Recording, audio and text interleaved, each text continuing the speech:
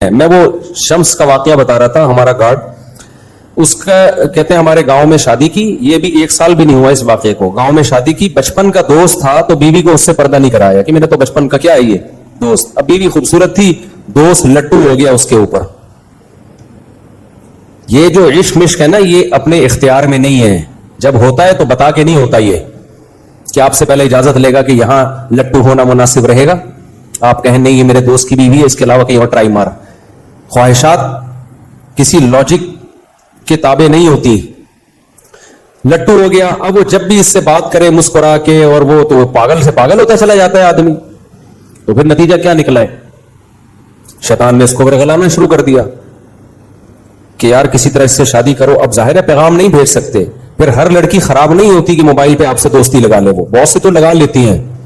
جب دوستیاں لگاتی ہیں, ایسے واقعات ہمارے علم میں آئے ہیں کہ ایک آدمی کو کسی لڑکی سے عشق ہوا, شادی کہیں اور ہوئی ہے, تو موبائل پہ رابطہ تھا, تو اب زنا ہو رہا ہے دونوں میں, شوہر کو پتہ ہی نہیں ہے. بہت گند ہے بھائی, میں نہیں ان زیادہ گندگی کو ہائی لائٹ نہیں کرنا چاہیے, اس سے گند اور پھیلتا ہے. یہ تو ٹاپک چل نکلا تو میں آپ کو بتا رہا ہوں, پردے میں عافیت ہے. گوروں کی طرح مت بنو براڈ مائنڈڈ. لبرل لوگوں کا اپنا خاندانی نظام تباہ ہوگا نہیں, ہو چکا ہے. جو لبرل کہتے ہیں میں ایکچولی ان سب کا ہماری ایکچولی ان کا جو اندر حال ہو گیا ہے نا, یہ بس چھوڑو کیا حال ہوا ہے ان کا. اعتماد نہیں ہے ایک دوسرے پہ, نہ بیوی کو شوہر پہ, نہ شوہر کو بیوی پہ.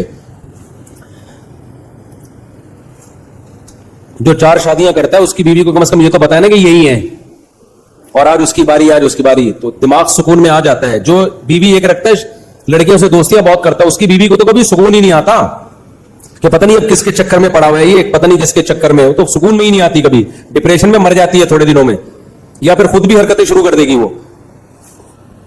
یا تو چائے پی لو یا بیان کر لو, کیا کرو جلدی سے کرو. ٹھنڈی چائے یار مزہ نہیں آتا جب تک چائے دو نا. چائے ایسی ہونی چاہیے 2 آدمی 3 آدمی پھینکو. ایک نے کہا کہ میرے ابا ایسی چائے پیتے ہیں, بالکل چولہے سے گرم گرم چائے کپ میں نکالی اور پی گئے. اس نے کہا ابے کچھ بھی گرم نہیں ہے, میرے ابا کیا کرتے ہیں, کیتلی سے کپ میں نکالیں گے تو تھوڑی دیر کچھ تو ٹھنڈی ہوگی نا, وہ ڈائریکٹ کیتلی سے منہ لگا کے پیتے ہیں. اب تیسرے کے پاس پھینکنے کے لیے بچا نہیں تھا کچھ. تیسرے نے کہا میرے ابا دودھ پتی پانی پی کے چولہے پہ بیٹھ جاتے ہیں, پکتی ہی ان کے پیٹ میں. یہ جو کہاں رہ گئی چائے تھوڑی سی جو بچی ہے, پی لی, میں تو گرم کروا, چلو اللہ سرما. اچھا خیر, میں تو سوچ رہا تھا وہ تو گرم کروا لوں میں. اچھا خیر, تو بچپن کا دوست تھا, وہ بات کرتی بھائی بھائی ہیں, باتیں ہوتے ہوتے یہ ہو گیا پاگل, عاشق ہو گیا. اب نہ لڑکی ایسی کہ اس سے لائن مارے گی, اس کو پتا تھا کہ یہ تو اپنے شوہر کو بتا گی کہ مار دیں گے, جان سے بھی مار دیتے ہیں وہاں تو لوگ. تو اس نے ایک ہیلا سوچا کہ دوست کو قتل کر دو کسی طریقے سے, جان سے مار دو, یہ بیوہ ہو جائے گی تو میں بیوہ کو پیغام بھیجوں گا, اور لوگ بھی کہیں گے یار دیکھو مفتی طارق مسعود صاحب کا بیان سن کے شادی کس سے کر رہا ہے, ایک بیوہ سے کر رہا ہے. لوگ بھی کہیں گے ماشاءاللہ ماشاءاللہ, اور مزے بھی ہو جائیں گے اور شادی بھی. اور شیطان پھر پٹیاں پڑھا دیتا ہے کہ دوست کو قتل کریں گے وہ شہید ہوگا, وہ جنت میں چلا جائے گا, اور ہم قتل کریں گے تو ایک شخص نے 100 انسانوں کو قتل کیا تھا, توبہ کی, اللہ نے توبہ قبول کر لی, تو میں بھی توبہ کروں گا, اللہ میری توبہ.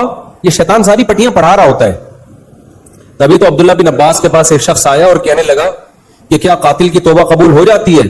عبداللہ بن عباس سمجھ گئے کہ یہ جو ہے نا کسی کے قتل کا ارادہ کر رہا ہے, اور اس کا ارادہ ہے قتل کر کے میں کیا کروں گا, توبہ.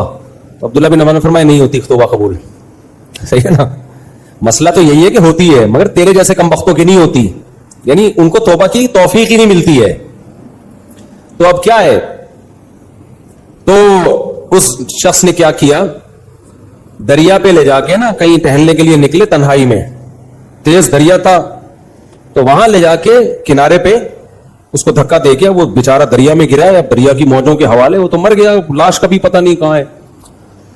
اب گھر والے تلاش کر رہے ہیں بندہ گیا کہاں, اس نے ثبوت نہیں چھوڑے, کوئی شک کرے میرے اوپر.